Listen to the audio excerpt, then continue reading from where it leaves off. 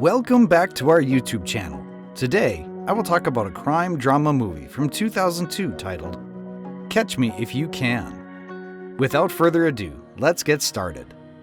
The film begins with a popular game show, To Tell the Truth, set in 1977, where three participants declare themselves to be the fabled Frank William Abagnale. Before turning 19, the guy pretended to be an airline pilot, a lawyer, and a doctor to deceive people on 3 continents for millions of dollars. When Frank is asked who caught him, he answers, Carl Hanratty. The story then flashes back to when Frank Jr., 16, is living a great life with his French mother Paula and father, Frank William Abagnale, who has just become a lifelong member of the New Rochelle Rotary Club. His parents seem to share a strong bond as they dance together and smile at each other. Frank quickly wakes his kid up the following morning and instructs him to join him at an important meeting. Frank Jr. witnesses his father conning a woman into lending a black suit for him. After getting the suit successfully, the father-son duo drives to Manhattan Bank while Frank instructs his son to pretend like a driver to win over bank employees and obtain a loan. In just hours, he has taught his son the importance of cunning and deception. When Frank Sr. approaches the bank to request a loan, they decline since he went through a tax fraud investigation. Ultimately, he trades his automobile for cash after failing to get a loan. After some time, the Abagnale family's worsening finances and problems with tax evasion lead them to leave their house. Despite all the hardships, Frank does his best to be an excellent father, even giving his son a checkbook on his 16th birthday and transferring $25 into his bank account. To continue their life in the new area, they admit Frank Jr. to a public school so he can continue his studies. He successfully fools the class by impersonating a substitute teacher in his first week. In the principal's office, Frank's father is amazed at how far his son can go in the scam game, while his mother doesn't seem satisfied. As their financial issues ascend, his parents' conflict rises, leading to their divorce. Being upset, he runs away from the house and uses his checkbook to get free transportation and lodging. However, he is kicked out of the hotel after being accused of giving fake checks. When Frank soon goes broke, he hits on an idea to make fraudulent checks using his checkbook, but fails miserably at tricking bank workers. One day, Frank sees a respectable pilot exiting a taxi after he leaves another bank due to a declined check. Frank is utterly mesmerized by the incredible presentation and the praise surrounding the pilot. This motivates Frank to display himself as a pilot. Being a high-end con artist, he again imitates a student who is supposed to have a meeting with Mr. Morgan regarding his article on Pan Am Airways for the school paper. Frank successfully gets all the necessary information to mimic a pilot while interviewing airline personnel. Before starting his next activity, he writes a letter to his father apologizing for leaving the house and promises him to repair every loss. Frank is all set to pull off his new scam. Using his brand new uniform and information, he creates a fraudulent Pan Am checks, which he effectively cashes at banks and lodging places throughout New York. Even a bank manager who previously rejected him falls for the scam. Frank tries to perform the same check fraud at an airport but is mistaken by an anticipated deadhead pilot flying to Miami. Frank accepts it and embarks on his first trip, followed by his first date night with a flight attendant. After buying a check coding machine and continuing his scamming, he writes his father about graduating as a pilot and earning $1,400 a month plus benefits. Frank Sr. smiles while reading his letter, but he doesn't know that his son has become one of the greatest con artists in the world. Meanwhile, at FBI headquarters in Washington, D.C., a tenacious FBI agent named Carl Hanratty has learned of Frank's check fraud and sets up a team to stop him. Carl is roaming around with his officers to trace Frank. He follows the most recent forgery to a hotel and is surprised to learn that Frank is still a guest. Hearing this, he rushes to arrest the mastermind Frank. To avoid trouble, he imitates Barry Allen, a United States Secret Service agent, and informs Carl that the boy he is looking for is in his custody. Carl falls for his story and requests to see the guy. Frank successfully manages to leave the room after asking Carl to wait. Learning that he has been deceived, he peeks through the window and sees Frank escaping the area.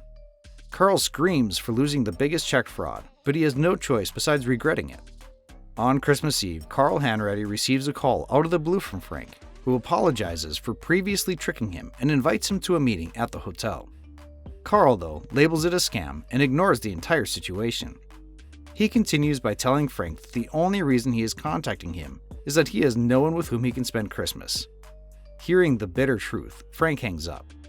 Carl is having his morning coffee in a restaurant when he discovers that Barry Allen, who Frank imitated, is the real name of a fictional comic character, The Flash. Clearing his doubts, he immediately runs to inform his FBI staff that the con they are looking for is a teenage boy who reads comics, and because the fraudster was a teenage boy, they couldn't match his prints. After locating Frank's mother, who has since wedded Jack Barnes, Carl inquires about Frank. Before leaving, he informs Paula about his son's fraud. Responding to the news, she states that she can pay them back, but what's even more shocking for her is that Frank has committed fraud theft of roughly $1.3 million. One day, as a friend of his gets hurt at a party, Frank accompanies him to the hospital, where he meets young nurse Brenda Strong. Both start a conversation and seem to get along right away. Frank tells Brenda that he is a doctor searching for employment. Imitating a Harvard School graduate with an impressive resume, he confirms his job at the hospital and starts learning more about this profession. Soon he succeeds in winning Brenda over and the two start dating. After learning that her parents disobeyed her after an abortion, Frank tries to help her reconnect with her parents. Meanwhile, discovering Frank's address written on a letter at his father's house, Carl orders his team to visit the place. However, they are unable to find him because Frank has already left for a meeting with Brenda's parents in Louisiana. Carl recognizes Frank's new pseudonym on his Harvard graduation, leading him to the hospital where Frank has resigned. Frank's meeting with Brenda's parents has gone great, and he successfully persuades them into marrying their daughter. He is finally going to have the family that he always wished for. Although he tries to tell his truth, his father takes it as a joke and comments on him as a romantic person. While the wedding planning is going on, Frank returns to New York to see his father and break the news of his engagement. He cannot control his tears when he learns about his mother's second marriage. What hurts him more is that his father urges him to continue walking on the wrong path even after learning about his fraud, which makes him leave the place in distress. On Christmas Eve, Frank phones Carl at the FBI office again and requests him to quit pursuing him as he is ready to settle down. However, according to Carl, he has already stolen $4 million, for which he has to suffer. Frank hangs up, not realizing that notifying Carl about the engagement was a mistake. Crashing every wedding in Louisiana, Carl finally traces Frank's location and heads upstairs to arrest him. Well aware of the situation, Frank tells Brenda everything about him and instructs her to meet him after 2 days at the airport. Being watched by a group of FBI agents, Frank can do nothing but to abandon the love of his life. By recruiting a group of stewardesses as a Pan Am official and later dressing them in uniforms, he completely distracts the agents from even looking at him while he heads his way to Europe. Carl informs his supervisor that Frank has been forging checks throughout the Eastern Hemisphere, but he refuses to start an investigation outside America. Without losing hope, he takes one of Frank's fake checks to a professional printer who determines from the check's quality that it must have been made on a particular type of printer only found in a few European nations, including France. Carl flies to Montreal after recalling his interview with Frank's mother and finds him working inside a sizable printing facility, printing thousands of checks on Christmas Eve. Being distressed and away from his family, Frank acts weird after seeing Carl, who then makes him surrender. Instead of being taken to the USA, he is arrested by the French police and remains in custody. Later, as promised by Carl, he flies with him to the USA, where he learns about his father's death in an accident. Distraught, Frank locks himself in the aircraft toilet and escapes the place to find his mother's residence. Witnessing that his mother has moved on and now has a daughter while his father is dead, Frank surrenders himself to the FBI. Frank is ultimately found guilty and given a sentence of 12 years in solitary confinement in an Atlanta maximum security federal prison. Carl pays Frank several visits during the following 4 years, especially at Christmas. When Frank successfully notices a check that Carl has shown him to be a fraud, it gives the FBI agent an idea. After talking to his boss, Carl offers him a job at the FBI in the Financial Crime Unit, where he has to serve until his sentence expires. Although Frank agrees to work 9 to 5, he misses the thrill of his former life experiences, which later makes him run away. But Carl knows he will be back on Monday after spending a weekend. When Frank doesn't arrive at his job, Carl gets upset.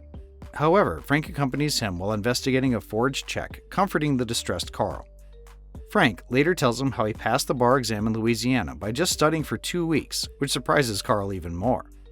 In the end, we learn that Frank Abagnale Jr. has been married for 26 years, has 3 sons, and is living a quiet life in the Midwest.